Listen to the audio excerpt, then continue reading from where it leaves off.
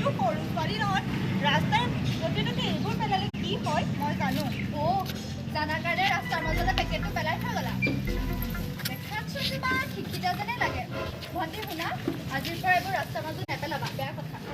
ঐ ল'ৰা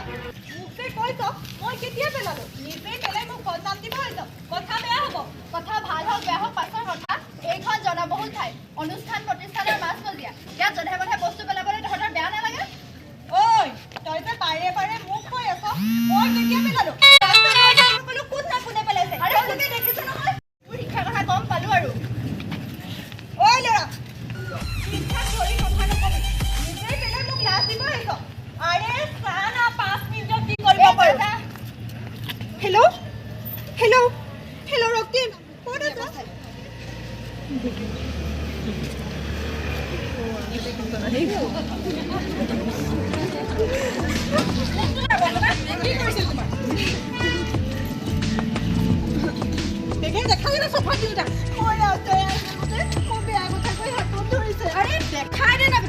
কৰি পেলাও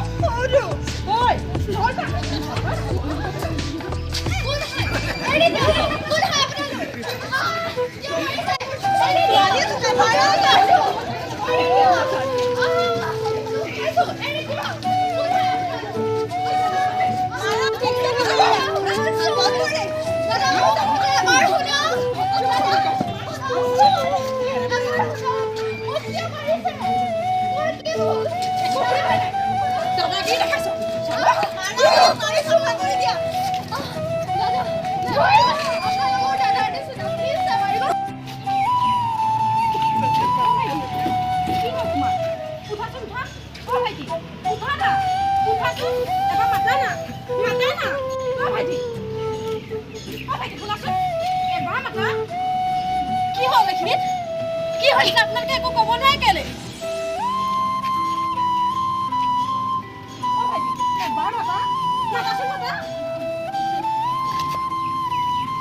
আপোনালোকৰ সন্মুখত এজন ল'ৰা মৰিয়াই হত্যা কৰিলে আৰু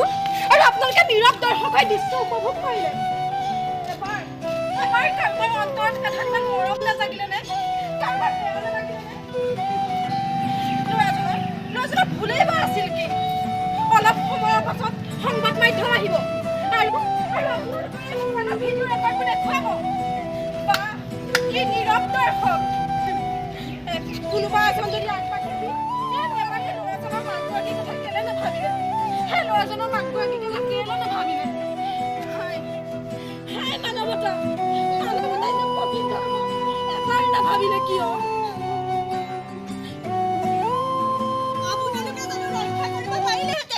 প্ৰকৃততে ল'ৰাজন মৰা নাই উঠা লোহিত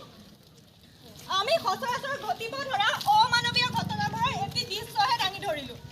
সিদিনা কাৰ্বি আংলঙৰ নীল অভিজিতৰ হত্যাকাণ্ডৰ কথা আপোনালোকৰ মনত নাই আমাৰ নিচেই ওচৰতে যোৰহাটত এজনক সহায় কৰিবলৈ গৈ নিজৰ প্ৰাণ হেৰুওৱা অৰিমেশ ভূঞাৰ কথা এইটো পুৰা কেঁচা ঘাঁৰ দৰে প্ৰত্যেকৰে অন্তৰত ৰৈ আছে আৰু আমি নীৰৱ দৰ্শক হৈ উপভোগ কৰাতকৈ মোবাইল ৰেকৰ্ডিং ভাইৰেল কৰাতকৈ যদি আমি এজনৰ প্ৰাণ ৰক্ষা কৰোঁ তেন্তে কিমান মহান হ'ব ভাবি চাওকচোন যদি প্ৰশাসনে ভয় কৰে যদি আমি বোলে আগবাঢ়ি নাহোঁ তেনেহ'লে নীল অনিমেষৰ দৰে হৈ পৰিছে কোনোবাই এটা ফোন কল কৰিলে বিচাৰ বিবেচনাহীনভাৱে মাৰধৰ কৰাটো যুক্তিযুক্ততা আছে জানো আৰু স্বাৰ্থপৰ সকলোকো আমি সুবিধা দিব নালাগে আৰু নৱপ্ৰজন্ম তোমালোকে এই নিচাযুক্ত বস্তুৰ বলি হৈ নিজৰ মূল্যৱান জীৱনটো এনেকৈ এৰি নিদিবা ধ্বংসৰ পথত এখন সুস্থ আৰু সবল মানৱ সমাজ গঢ়িবৰ কাৰণে আমি নিচাযুক্ত দ্ৰব্যসমূহৰ হকে প্ৰতিবাদ কৰিব লাগিব তেতিয়া আমি এটি সুন্দৰ পৰিয়াল আৰু এখন শান্তিৰ সমাজ আৰু এখন শান্তিৰ দেশ গঢ়িব পাৰোঁ আমাৰ এই শব্দকেইটালৈকে সদায় ব্যস্ত হৈ পৰিছোঁ নীতি নিয়ম উলংঘা অশ্লীল কথা বতৰা অসামাজিক কাৰ্য আদিত বলি হৈ পৰা নাইনে সমাজৰ সকলো দিশতে মানৱ হিচাপে সচেতন হ'ব লাগিব শিক্ষা সংস্কৃতি আদি সকলো দিশতে ডাইনী হত্যাকে ধৰি অপৰাধমূলক কামলৈকে স্বচ্ছ অভিযানকে ধৰি ভাতৃত্ববোধ শৃংখলাবোধ মৰম স্নেহ একতা আৰু শ্ৰদ্ধা ভক্তিলৈ মহৎ আদৰ্শ ক্ষুদ্ৰ স্বাৰ্থ ত্যাগ দহৰ উপকাৰ সাধন এই সকলোবোৰতে আমি সকলোৱে সমভাগী হ'ব লাগিব কাকো মূল্যহীন বুলি দলিয়াই নিদিব শিলৰ টুকুৰা এটা মূল্যহীন বুলি ভাবিলেও তাক অপূৰ্ব মূৰ্তিলৈ ৰূপান্তৰ কৰিব পাৰি সেই যুৱ প্ৰজন্ম